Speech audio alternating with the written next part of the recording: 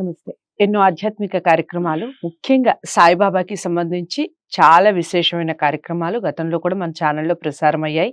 మనందరికీ సుపరిచితులు, ప్రముఖ కవి, మనందరికీ చాలా ఆప్త బంధువు అని చెప్పొచ్చు. ఎందుకంటే సాయిబాబా గురించి ఎన్నో కార్యక్రమాలు చేయటం, నిత్యం దానికి సంబంధించిన పరిశోధనలు చేయటం, సాయిబాబాకి సంబంధించి పూర్తి అవగాహన అందరిలో కల్పించాలన్న తపనతో పనిచేయటం వ్యక్తిలో చూస్తూ ఉంటాం.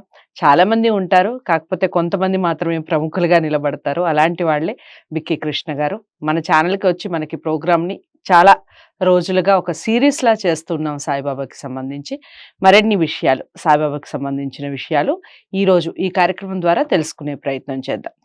ఏ విషయంలో అయినా మీకు డౌట్ ఉన్నా, లేదా ఇంకా ఈ విషయాల గురించి తెలుసుకోవాలనుకుంటున్నాం అని మీరు అనిపించినా, స్క్రీన్ మీద కనపడే నెంబర్‌కి కాల్ చేయొచ్చు, లేదా కామెంట్ బాక్స్‌లో కూడా తెలియచేయండి. నమస్కారం అండి. సాయిబాబా సత్సంగాల గురించి అసలు ఏమిటి? సత్సంగం అంటే ఏమిటి? సాయిబాబా సత్సంగం ఎలా ఉంటుంది? జనాలకు అది తెలియాలి ఎలా ఉంటుంది అనేది. దానికి సంబంధించిన వివరణ చెప్పండి. సత్సంగము అంటే సత్ అంటే మంచి మేడం. మంచి. సంగమం అంటే ఒక సమూహం, అంటే కలవడం. సంగమం అంటే కూడిక అని కూడా ఉంది. అంటే మంచి మనుషులతో కలిసి ఒక గురువుని గురించి కానీ, దేవుని గురించి కానీ మనం అక్కడ చర్చించడము లేదా చెప్పుకోవడము, దీన్ని సత్సంగము అనొచ్చు. ఇక్కడ శంకరాచార్యులు ఒక మాట అన్నారు మేడం. ఆయన ఒక శ్లోకములో సత్సంగత్వే నిస్సంగత్వం, నిస్సంగత్వే నిర్మోహత్వం, నిర్మోహత్వే నిశ్చలతత్వం, నిశ్చలతత్వే జీవన్ముక్తి అన్నారు. అంటే ఈ శ్లోకానికి అర్థం చెప్పుకోవాలంటే సత్సంగత్వే నిస్సంగత్వం అంటే ఈ భౌతికమైనటువంటి ప్రపంచం యొక్క సాంగత్యం వదులుకోవాలంటే సద్గురువుల గురించి లేదా భగవంతుని గురించినటువంటి భక్తులతో కలిసి వాళ్ళ సాంగత్యం చేయాలి. ఆ నిస్సాంగత్వం అంటే ఏమి? ఈ బాహ్య ప్రపంచానికి దూరంగా ఉండటం. నిస్సంగత్వే నిర్మోహత్వం. ఎప్పుడైతే ఈ బాహ్య ప్రపంచము, వస్తువులు, మనుషులు, సంపదలు, భోగభాగ్యాలు, అధికారాలకు మనం దూరంగా ఉంటామో అప్పుడు నిస్సంగత్వే నిర్మోహత్వం అన్నారు. ఆ మోహం అనేటువంటిది మోహం లేకుండా అవుతుంది. నిర్మోహత్వే మోహం లేదనుకోండి, ఇప్పుడు అవధూతులకు, ఔలియాలకు, ఔలియా అంటే సిద్ధ పురుషులు, వీళ్ళకి ఏమి మోహం ఉండదు. అది కావాలి ఇది కావాలి అనేది ఏది ఉండదు. అందువల్ల నిర్మోహత్వే అంటే మోహం ఎప్పుడైతే లేదో నిర్మోహత్వే నిశ్చలతత్వం, మనసు నిశ్చలంగా ఉంటుంది. నిశ్చలతత్వే జీవన్ముక్తి. ఆ జీవన్ముక్తి అంటే ఏంటంటే మనసులో ఏ కోరికలు లేకుండా ఉండడము, నిశ్చలంగా ఉండడము, ఏది జరిగినా చలించకుండా ఉండడం, మన మంచికి అనుకోవడం, అంతా మన మంచికి అనుకోవడం. అలా అనుకున్నదే జీవన్ముక్తి అంటే. జీవితంలో ఒక ముక్తి అంటారు. ముక్తి అంటే స్వేచ్ఛ కదా. మళ్ళీ స్వేచ్ఛగా కావాలి అంటే ఏంటి? మనసును మనం కంట్రోల్లో ఉంచుకోవాలి. ఇలా నిశ్చలతత్వం రావాలంటే ప్రపంచానికి సంబంధించినటువంటి ఒక తత్వ జ్ఞానం రావాలి మనిషికి, ఒక ఆధ్యాత్మిక చింతన రావాలి. ప్రతిదానికి, ప్రతి ప్రశ్నకు సమాధానం తనలోనే తెలుసుకున్నప్పుడు మనిషి జ్ఞానవంతుడు అవుతాడు. బాహ్య ప్రపంచంలో అనేక సమస్యలు వస్తాయి. మనం చాలామంది చాలా సమస్యలతో బాధపడుతూ ఉంటాం. అసలు సమస్యకు బాధకు సంబంధం ఏమిటి? బాధ అంటే ఏమిటి? దర్ద్ అంటారు ఉర్దూలో. అంటే మన గజల్ కవులు కూడా చాలా బాధపడుతూ తర్వాత సూఫీతత్వంలోకి వెళ్ళినటువంటి వాళ్ళు చాలా మంది ఉన్నారు. అంటే బాహ్య ప్రపంచంలో ఏదైతే మనకు లభించదో, ఏదైతే దొరకదో దాని గురించే మనం ఎక్కువగా ఆలోచిస్తూ ఉంటాం. కోరికలు అపరిమితం, వనరులు పరిమితం. మనకు అనుకున్నవన్నీ జరగవు. కాబట్టి బుద్ధుడు కూడా అదే చెప్పాడు, కోరికలను అదుపులో ఉంచుకోవాలన్నాడు. కోరికలు లేకుంటేనే అదే ముక్తి అన్నమాట. కోరికలు లేకుండా ఎలా ఉండాలి మనిషి పుట్టిన తర్వాత? అంటే 84 లక్షల జీవరాశుల్లో మన మనిషి పుట్టాడు. మరి 84 లక్షల జీవరాశుల్లో పక్షులు, జంతువులు, క్రిములు, కీటకాలు ఇవన్నీ ఉన్నాయి కదా. వాటికి కోరికలు ఉన్నాయా? కోరికలుంటే మనలాగా మనిషిలాగా ఎక్కువ కోరికలు ఉన్నాయా?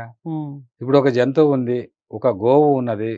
గడ్డి తెచ్చి ఒక మోపు గడ్డి తీసుకుని వచ్చి ఆ గోవుకు వేస్తే దాని కడుపు నిండిన తర్వాత అది అలా వెళ్ళిపోతుంది, మిగిలినటువంటి గడ్డిని వదిలేస్తుంది. కానీ మనిషి వదిలేస్తాడా?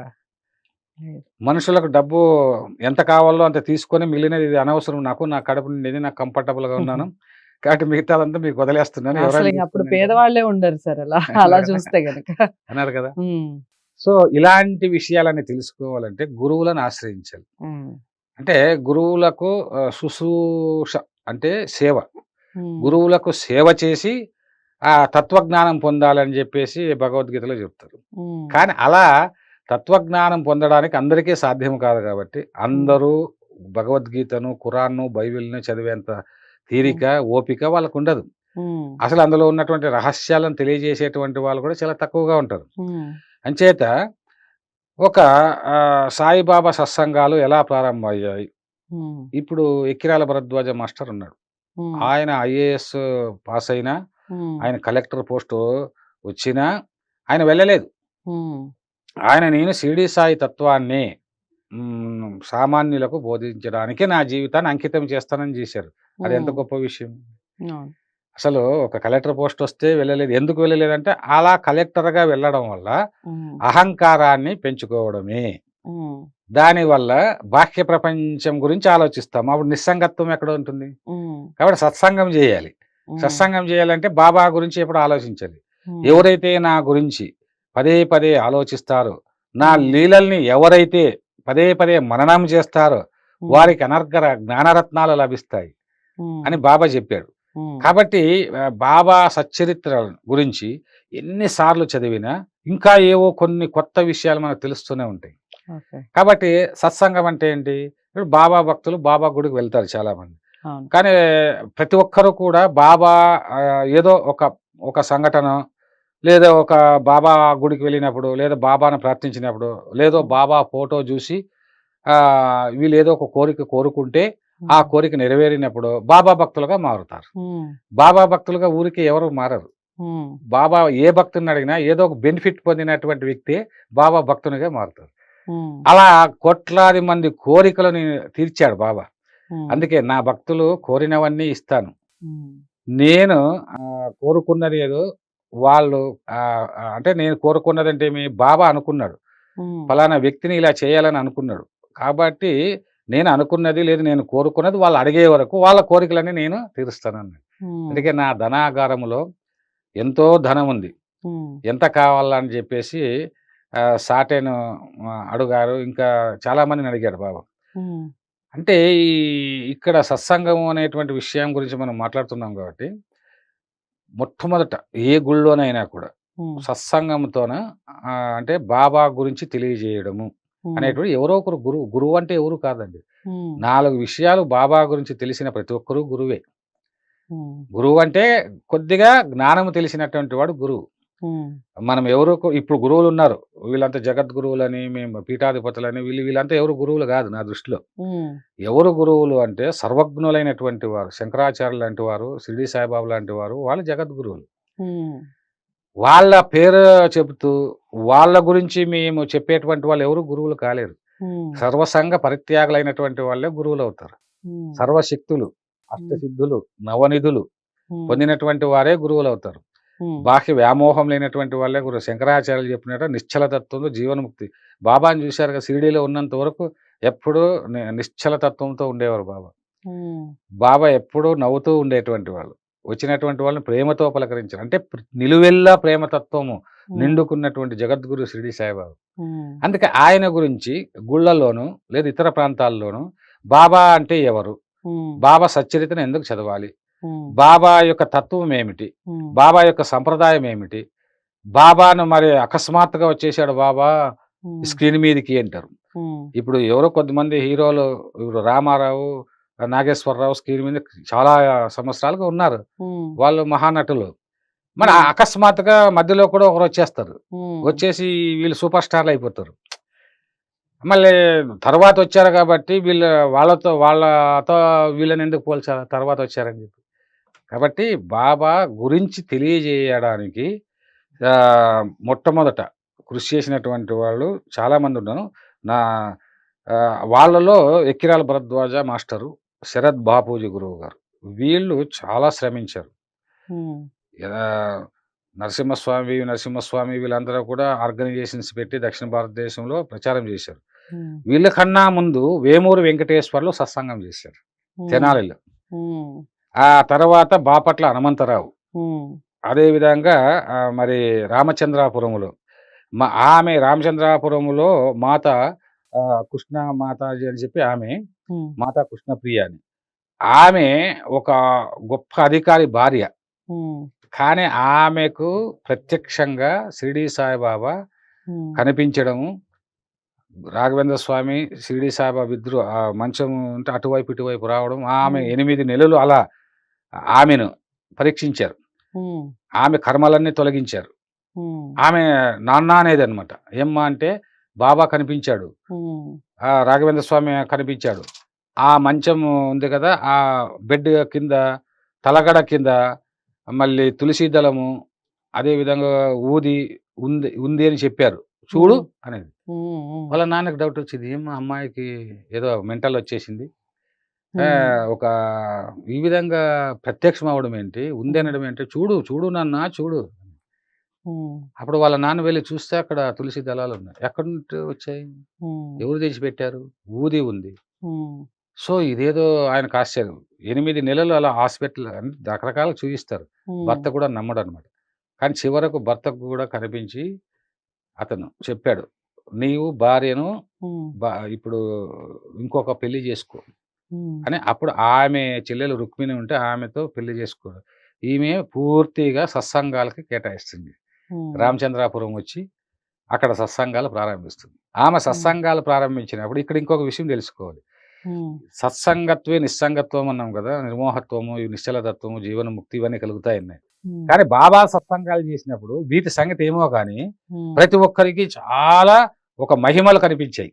ఉమ్, ఆమె రామచంద్రాపురంలో సత్సంగం చేస్తున్నప్పుడు భక్తులు ఉమ్, ఆ సత్సంగం అంటే బాబా గురించి ఆమె తెలియజేసిన తర్వాత ఉమ్, భక్తులు అరటిపళ్ళు తెచ్చిస్తే అరటిపళ్ళ మీద ఓం సాయిరామ్ అని వచ్చింది. ఉమ్, అదేవిధంగా ఏ ఫలం తెచ్చినా ఓం సాయిరామ్ అని వచ్చింది. ఉమ్, అప్పుడు ఆ గోదావరి డిస్ట్రిక్ట్ కలెక్టర్కి డౌట్ వచ్చి అందరూ ఉమ్, చెబుతూ ఉంటే ఉమ్, ఒక సొరకాయ తీసుకొని వస్తాడు ఆయన ఉమ్, ఆమె దగ్గరికి. అంటే అరటిపళ్ళ మీద వస్తున్నాయి కదా, డౌట్ ఉంటుంది కదా మనకు. ఉమ్, సొరకాయ తీస్తే అందు మీద ఓం సాయిరామ్ అని వచ్చింది. ఉమ్, అప్పుడు నేను అలా చెబుతున్నా. నేను కూడా సత్సంగాలు చేశాను. అనంతపురంలో ఒక 5 సంవత్సరాలు సత్సంగాలు చేశాను. ఉమ్, అలా చెబుతున్నప్పుడు నాకు ఆమె ఓం సాయిరామ్ అని వచ్చేదన్నప్పుడు అకస్మాత్తుగా నాకు ఒక పాట వచ్చింది.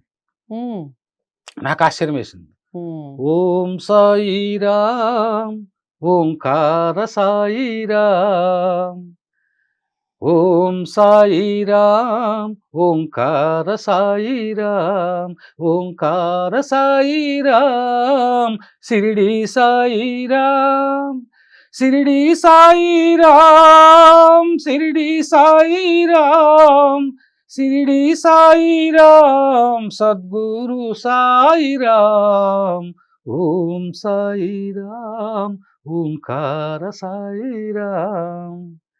అలా చెబుతూ ఆ ఓంకార సాయిరామ్ అంటే ఏం సార్ అని ఒకరు అడిగారు.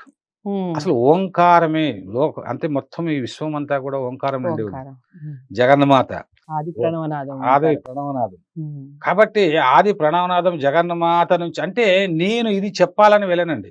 ఇప్పుడు ఇక్కడ ఉమ్, కూడా మీరు అడిగే ప్రశ్నలకు అలా లోపల నుంచి బాబా చెబుతున్నాడు తప్ప ఉమ్, ఐఎమ్ ఓన్లీ ఇన్స్ట్రుమెంట్. ఉమ్, అది నాకు తెలుసు. నేను ఎక్కడ సత్సంగాలకు వెళ్ళినా, ఉమ్, వేదికలకు వెళ్ళినా, కొన్ని వేల వేదికల మీదకి వెళ్తుంటాను. అందరూ ప్రిపేర్ అయ్యి వెళ్తుంటారు. నేను ఉమ్, ప్రిపేర్ కాను. ఉమ్, అసలు ప్రిపేర్ అవ్వడం అంటే అది మనది. ఉమ్, ప్రిపేర్ కాదు అంటే అది భగవంతుని మీద భగవంతుడు భారం వేసి వెళ్ళారు. పలికిస్తున్నట్టు. అందుకే మీ భారంలో నాపై పడవేయడు నేను మోసేదను అన్నాడు. ఉమ్, కాబట్టి అలా ఓంకారం అలా చెబుతున్నప్పుడు మరి జగన్మాత అనుగ్రహము బాబా కలిగింది. ఉమ్, అదే బాల సన్యాసి మీకు చెప్పాను కదండి, రాజర్షి ఉమ్, బాల సన్యాసి ఉమ్, ఈ బాబా ఇద్దరు కూడా ఒక గురువు దగ్గరకి వెళ్ళడం, ఆ గురువు తీసుకుని వెళ్ళడం వీళ్ళని ఉమ్, ఆ హిమాలయ పర్వతాల మీదలో అక్కడ ఒక జగన్మాత మంత్రాన్ని ఉపదేశించడము. ఉమ్, ఆ తర్వాత ఈ షిరిడీకి ఈ బాబా రావడము అంటే ఉమ్, జగన్మాత స్వరూపమే బాబా. ఉమ్, ఇది చాలా మందికి అంటే అనుభవం అయితే తప్ప సాయితత్వం బోధపడదు. ఉమ్, బాబా ఎవరు, ఏమిటి, ఆయన చారిత్రక పురుషుడా, ఆయనకు ఆ చరిత్ర ఉందా, ఈ చరిత్ర ఉందా అనేటువంటి వాళ్ళకు మనం ఏం సమాధానం చెప్పలేం. ఉమ్, ఎందుకంటే ఒక ఒక ఏ కులము ఒకటి గుర్తించండి, అవధూతలకు కులం ఉండదు, మతం ఉమ్, ఉండదు, ప్రాంతం ఉమ్, ఉండదు. ఉమ్, అసలు వాళ్ళు దేహము అలా ధరించి అలా వస్తారు అంతే. ఉమ్, కాబట్టి బాబా గురించి ఇలాంటివన్నీ చెప్పి దాన్ని సత్సంగము అంటారు. ఉమ్, ఇలాంటి సత్సంగం అంటే నిశ్చలతత్వాన్ని తీసుకురావడం అంటే వెంటనే నిశ్చలతత్వం రాదు. ఉమ్, అలా అనేక సత్సంగాల్లో పాల్గొనడం వల్ల వీళ్ళందరికీ కూడా పూలమ్మ అని ఇంకొక ఆమె ఉండదు గుంటూరులో. ఆమె పూలమ్మ ఒక బివి నరసింహస్వామి ఇట్లా దక్షిణ భారతదేశ యాత్ర వచ్చినప్పుడు ఆమెకి ఏమి చెప్పాడంటే, అంటే ఏమిటి బాబా గురించి పూర్తి తెలుసుకుంటేనే నిశ్చలతత్వం వస్తుందా అంటే అది లేదు. ఓన్లీ భక్తి ఉండాలి, ప్రేమ ఉండాలి. ఆ పూలమ్మ దగ్గర అంటాడు, అమ్మ నువ్వు ఏమి చేయకు, ఇదో బాబా ఒక ఫోటో ఇస్తున్నా, ఈ ఫోటోని అలా ఇచ్చి అగరబత్తలు వెలిగించు, తదేకంగా చూడు, ఇంకే అదే నిశ్చలతత్వం వస్తుంది అంటాడు. తదేకంగా చూడు, చూసిన తర్వాత నీకు కలిగే అనుభవాలను సత్సంగం ద్వారా ఇతర భక్తులకు చెప్పవాలి. అప్పుడు ఇతర భక్తులు ఏం చేశారు, ఈ ఆడవాళ్ళు ఉంటారు కదండి, ఊరికే అంటే గురువు దగ్గరికి ఊరికే రాకూడదని చెప్పి పూలు తీసుకుని వచ్చేవాడు. మొదట పూలు తెచ్చేస్తే కొద్ది రోజుల తర్వాత పూలు తేవడం మర్చి వచ్చారు. వచ్చినప్పుడు ఇట్లా ఓం సాయిరామ్ అని ఆమె అట్లా ఇస్తే పూలు అలాగే వచ్చేసాయి, గులాబీలు. అది ఇప్పటికే హైదరాబాద్ లో ఒక మ్యూజిక్ డైరెక్టర్ ఉన్నాడండి, వాళ్ళ ఇంట్లో వాళ్ళు ప్రత్యక్షంగా చూశారు. నేను ఈ పాటలు రికార్డ్ చేస్తున్నప్పుడు 9 మంది గురువుల గురించి 9 పాటలు రాశాను. అలా వచ్చాయి. ఆ పాటలు రికార్డ్ చేస్తున్నట్టు చెప్పారు. అంటే ఆ పూలమ్మ గాని, మాత కృష్ణప్రియ వీళ్ళ దగ్గరికి మేము వెళ్ళేవాళ్ళం సార్. నిజంగా నేను చూశాను, మీరు రాసినదంతా అబద్ధం లేదు అన్నారు. అంటే మనం చూడలేదు, బాబాని మనం చూడలేదు. కానీ బాబా గురించి తెలియజేస్తూ ఉన్నప్పుడు, చెబుతూ ఉన్నప్పుడు అనేకమైనటువంటి విషయాలు. బాబా అంటే ఏది కాదు, రూపం కాదు బాబా అంటే. అణువులోనూ బాబా ఉన్నారు. నేను నేను నేను షిరిడీలోనే ఉన్నాను అనుకుంటే మీకేమీ తెలియనట్టే లెక్క. నేను ప్రతి చోట ఉన్నాను అన్నారు. మీ వెంటే ఉన్నాను అన్నారు. మీరు చేస్తున్న ప్రతి చర్యలను నేను గమనిస్తున్నాను అన్నారు. కాబట్టి నా నామాన్ని పదే పదే ఉచ్చరిస్తే అసలు మాయ నన్ను ఒక చోట నన్నే ఉండనివ్వదు. జగన్మాతగా స్వరూపం ఆయన. కాబట్టి మాయ నన్ను ఒక చోట షిరిడీలో ఉండనివ్వదు. ఇక మిమ్మల్ని మాయ వెంటాడుతుంది. మీరు నా లీలల్ని పదే పదే తలుస్తూ ఉంటే మాయ నిన్ను నీ దగ్గరకు రాదు.